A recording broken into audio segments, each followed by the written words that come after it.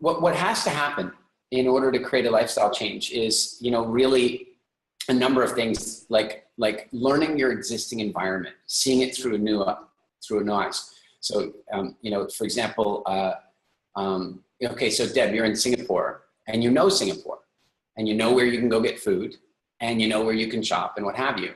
And what probably over the last couple of weeks you've been noticing is like, well, actually I can't quite go to that restaurant anymore, or I can go to that restaurant, but I have to order differently from it. And what you start to do is learn a set of habits to adapt to the environment.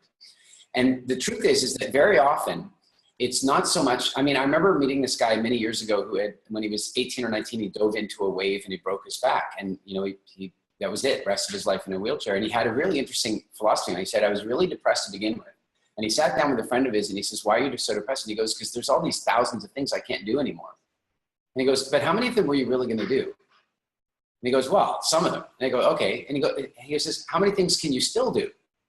And he goes, actually, lots. And how many of the things are you going to do now that you couldn't have done before?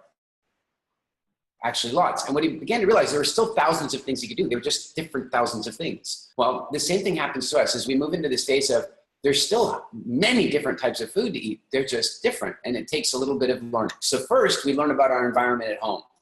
Okay, but then we have to travel, and all our habits around travel, we're in the old mindset. And so then we have to, when we travel, we have to go, oh wait, I have to be diligent again, because the market, the world is against me in this area.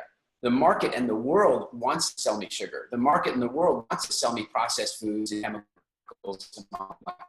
So I have to learn through these, look past all the obvious stuff, and I have to be willing to look. So Elise and I, for example, what do? The minute we land somewhere, there's an app, for example, that we use. I don't know how global it is, but we've used it many times, called Happy Cow.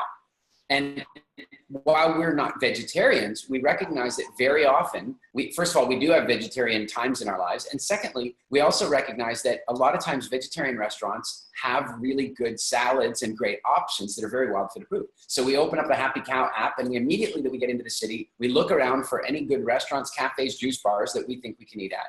We also immediately look for the Whole Foods equivalent or local farmers markets immediately.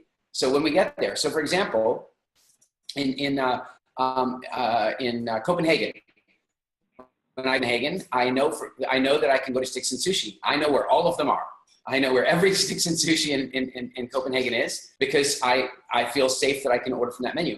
I also know that there's a market. I don't know, Margit, if you know where it is, but there's a market that's kind of almost like in greenhouses. And there's a place in there that has the best nuts in the world. I mean, no kidding. I make an effort to stop in Copenhagen to go get those nuts. So when I'm in Europe, I'm thinking in those terms. Now, what I think it's going to be the same for you. The good news is you're going to New Zealand, not so tough. If you were going to India, for example, I mean, you can ask Risha, it would be a whole different kettle of fish. It would be more difficult. If you were going to China, different. But you're going to New Zealand. There's high quality protein, high quality vegetables. You're probably going to find it's just as good, if not better, than what you've got